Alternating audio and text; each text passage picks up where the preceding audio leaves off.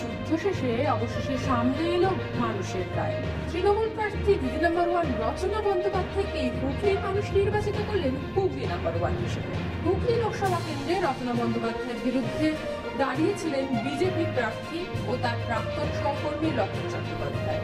প্রাক্তন সহকর্মীকে রাজনীতির মাঠে ৭৬,৮৫৩ ভোটের ব্যবধানে পরাস্ত করে জয়ী রচনা বললেন এবার লকেটের বাড়িতে পাঠাবেন তিনি। হঠাৎ এই মন্তব্য কেন জয়ী প্রার্থী? এই ঘটনার প্রাসঙ্গিকতা খুঁজতে হলে ফিরে যেতে হবে মাস দুয়েক আগের এক ঘটনায়। সেবার প্রচারে সিঙ্গুরে এসেছিলেন রচনা বন্দ্যোপাধ্যায়।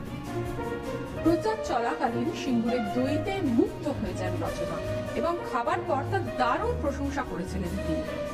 সেই প্রশংসায় পাল্টা কটাক্ষ ছুড়ে দিয়েছিলেন লকেট চট্টোপাধ্যায়। বলেছিলেন জিতলে রচনাকে সিঙ্গুরের এক হাঁড়ি দই পাঠাবেন। এদিন জয়ের পর সেই